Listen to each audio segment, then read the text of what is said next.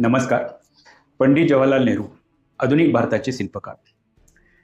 1947 मध्ये भारत स्वतंत्र झाला, पण त्यावेळी देशासमोर गरिबी, अशिक्षितपणा, बेरोजगारी आणि विकासाचा अभाव अशा अनेक आव्हाने होती.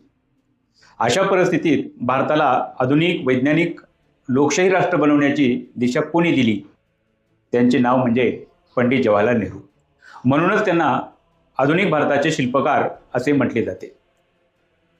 संसदीय लोकशाहीचा स्वीकार करण्यामध्ये त्यांचा मोठा हातभार आहे. स्वातंत्र्यानंतर भारतात लोकशाही व्यवस्था मजबूत करण्यासाठी नेहरूंनी महत्त्वाची भूमिका बजावलेली आहे.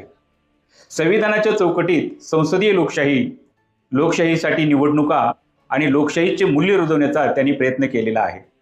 आजची भारतीय लोकशाही ज्या संस्थात्मक पायावर उभी आहे, त्यात त्यांचा प्रारंभीचं नेतृत्व फार महत्त्वाचं आहे.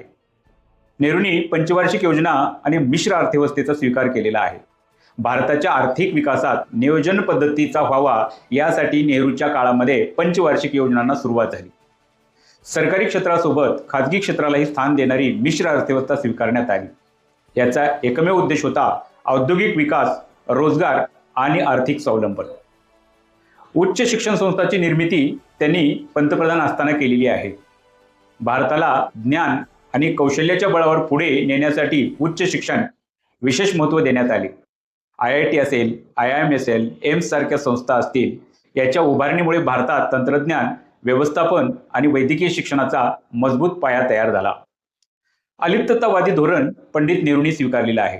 शीत युद्धाच्या काळात जग 2 महासत्ताच्या गटामध्ये विभागले गेलेले होते, पण भारताने कोणत्याही महासत्तेच्या गटात सामील न होता स्वतंत्र परराष्ट्र धोरणाचा मार्ग स्वीकारलेला आहे.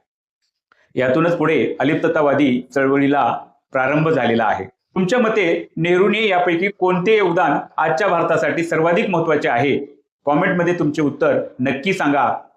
आणि अशाच MPSC आणि UPSC विविध स्पर्धा परीक्षेसाठी उपयोगी माहितीसाठी व्हिडिओला लाईक करा, चॅनलला सबस्क्राईब करा.